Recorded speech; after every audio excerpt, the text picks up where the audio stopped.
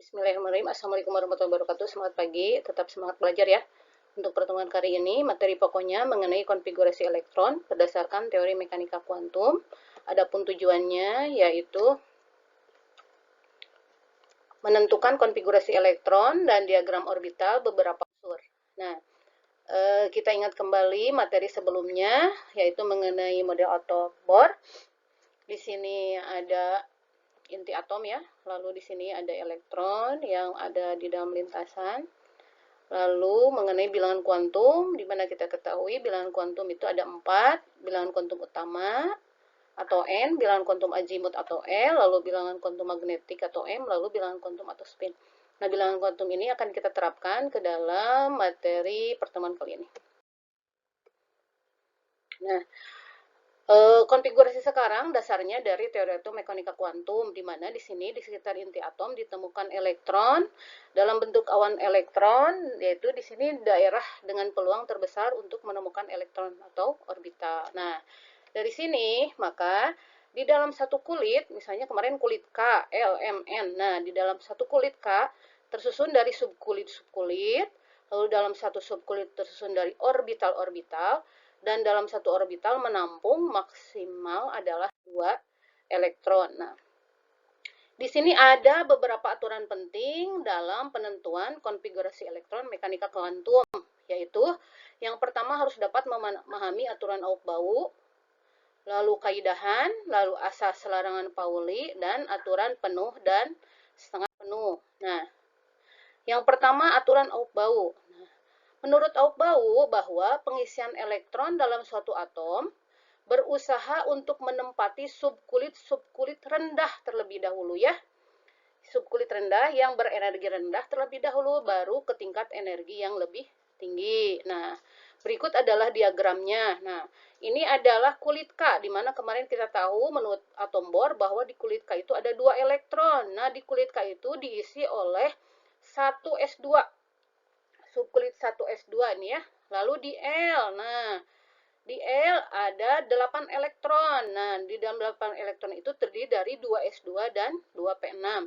Lalu di M ada 18, maka terdiri dari 3S2, 3P6 dan 3D10. Dan selanjutnya, nah ini bisa dilihat ya, di N 4S2, 4P6, 4D10, 4F14. Nah, di sini pengaturannya, penulisannya bukan berdasarkan KLM, tetapi berdasarkan ini urutan ini. Arah ini. Nah, maka dari sini dimulai dari 1S2. Nah, lalu setelah 1S2, lanjut ke 2S2. Lalu dari S2S2 ke 2P6, lalu 3S2, lalu diikuti saja arah ini. Lalu ke 3P6, 4S2, lalu ke 3D10, 4P6, 5S2 ya. Lalu 4D10, 5P6, 6S2, 4E14, 5D10, 6P6, 7S2, 5E14, 6D10, dan 7P6. Nah, di sini ya. Nah, ini sudah diurutkan berdasarkan tingkat energi. Nanti dapat dibaca lalu dipahami. Nah, ini tidak boleh kebalik. Jadi aturannya harus seperti ini. Ini melingkar gitu ya. Nah, lalu yang kedua, sebelumnya, nah, untuk memudahkan ya, misalnya kalian, bagaimana nih, ada satu trik untuk memudahkan atau menghafalkan urutan berdasarkan tingkat energi. Nah, ini kan 1S, ini ada S, ini ada S, ada P, lalu ada S, ada P, SDP, SDP, SFDP. Nah, ya, dapat kita singkat ini ya, kalau dituliskan S, SP, SP, SDP, SDP, SFDP. Nah, jadi S, milk atau susu. SP, sapi. 3S, 3P, sapi. 4S, 3D, 4P, sedap. Ini 5S, 4D, 5P, sedap. Nah, ini SFDP, sepedap. Ini sepedap. Nah, jadi kalian bisa menulis sambil dibaca ini. Lalu kalian tuliskan. Nah, kita tahu bahwa di S itu maksimum adalah 2 elektron, lalu di P itu 6 elektron, lalu di D itu 10 elektron, lalu di F itu adalah 14 elektron ya. Nah, misalnya ada Cl17. Maka dari data ini bisa ditulis Cl itu berarti 1s2, 2s2, 2p6, 3s2, dan 3p5. Berarti elektron terluarnya adalah di 3p5. Nah, sedangkan kalau untuk ion 17Cl-. Nah, karena muatannya negatif, maka elektronnya jadi bertambah. Ya, jadi 1s2, 2s2, 2p6, 3s2, dan 3p6. Lalu 20Ca ya. Nah, ini tinggal dijabarkan di sini. 1s2, 2s2, 2p6, 3s2, 3p6, terakhir di 4s2. Nah, kalau 20Ca2+, berarti elektronnya berkurang 2, ya betul ya. Maka ini jadi 1s2, 2s2, 2p6, 3s2, maka elektron keluarnya di 3p6. Lalu aturan kedua yaitu kaidahan. Nah, menurut Han bahwa pengisian elektron ke dalam orbital suatu subkulit dilakukan dengan mengisi orbital satu persatu terlebih dahulu sampai setengah penuh. Kemudian berpasangan dengan arah perputaran elektron yang berbeda. Nah, jadi satu persatu dulu ke arah kanan sampai penuh. Nah, misalnya contoh ya, sini ada Cl 17, 1s2, 2s2, 2p6, 3s2, 3p5.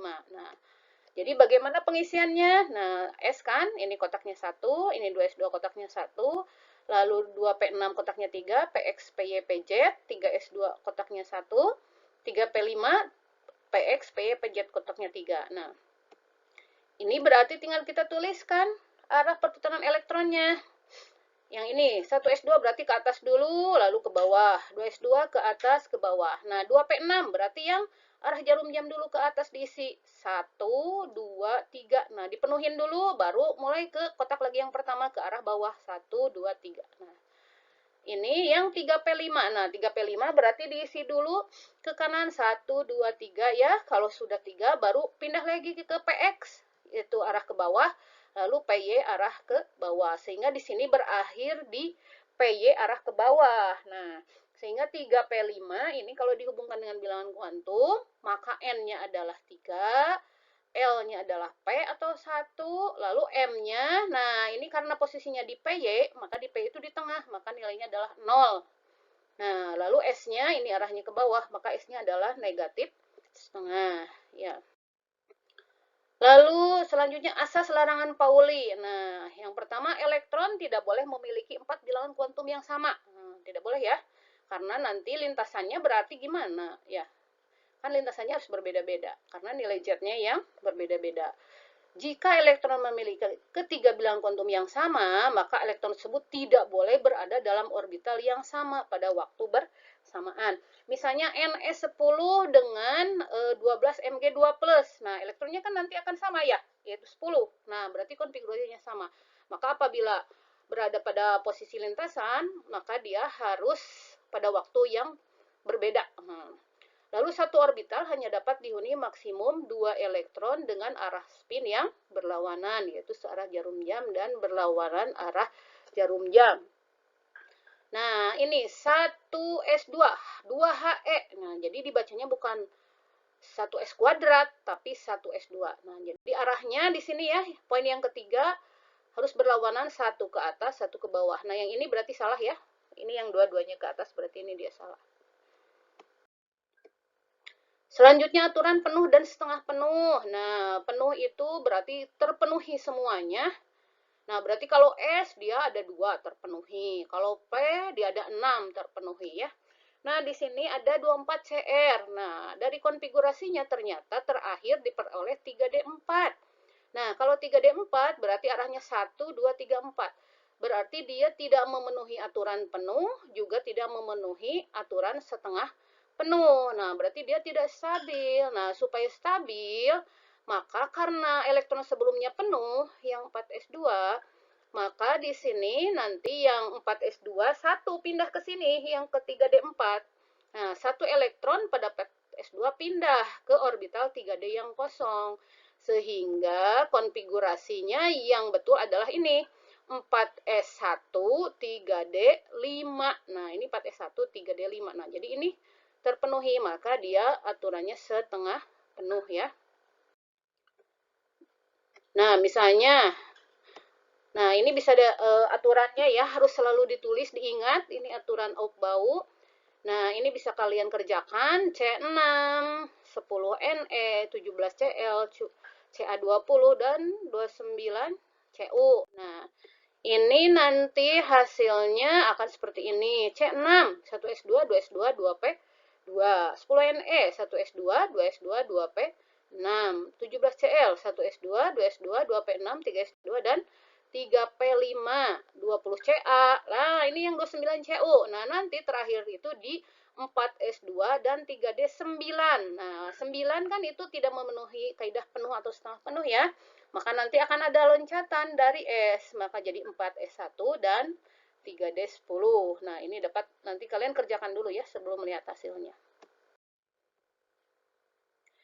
Nah, penyingkatan konfigurasi elektron menggunakan golongan 8A. Nah, golongan 8A itu yang bagaimana? Yaitu yang elektron terluarnya ada 2, aturan duplet, atau 8, aturan oktet. Nah, misalnya He, helium 2, 1S2, maka dia terluarnya hanya 2.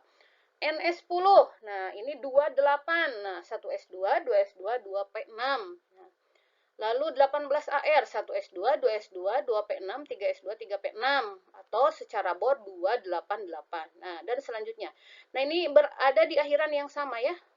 He 1S2, Ne di sini ya 2P6, kemudian AR 3P6, KR 4P6, XE 5P6, RN 6P6. Ini digunakan, langkah awalnya adalah tetap kalian harus mengetahui dulu aturan Aufbau.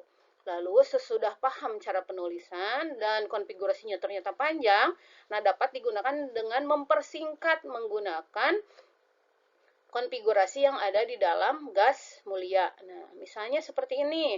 Nah, misalnya Mg nih, Mg kan 12, 1S2, 2S2, 2P6, dan 3S2. Nah, ada ini nih, 1S2, 2S2, 2P6. Nah, ini konfigurasi ini sama dengan NS10. Nah, maka ditulis singkat Mg12, lalu kurung lurus ya, kurung buka lurus, NS10, 3S2. Nah, yang ini 2 tambah 2 tambah 6 jadi 10. Ya. Nah, lalu misalnya 22Ti ya. 22Ti. Nah, 22Ti berarti kan ini ya, 1S2, 2S2, 2P6, 3S2, 3P6, 4S2, dan 3D2. Nah, ini kira-kira mendekatinya kemana? Apakah helium, neon, dan argon? Nah, setelah dilihat ternyata di sini kan helium terlalu jauh ya. Nah, dekatnya ke 18. Nah, kalau dikurangi 18, maka sisanya ada 4. Nah, tinggal dihitung dari sini 18. 2, 2, 6, 2, 6. Nah, maka di sini konfigurasi secara singkatnya adalah 22Ti dalam kurung AR18, lalu sisanya 4S2 dan 3D2. Sehingga di sini kalau ditotalkan ada sebanyak 22. Nah, ini penyingkatan menggunakan golongan 8A, konfigurasi elektron ya. Nah, lalu misalkan contoh ya, bagaimana hubungan konfigurasi dengan bilangan kuantum? Nah, misalkan ada Ca, Z-nya 20. Nah, maka bikin konfigurasinya. 1S2, 2S2, 2P6, 3S2, 3P6, 4S2. Maka elektron keluarnya adalah ini, 4S2. Nah, di 4S2 dapat kita lihat bahwa N-nya adalah 4. Nih, bilangan kuantum utamanya. L-nya adalah S. S itu atau 0. Nah, M-nya tuh S. S itu kan satu kotak ya.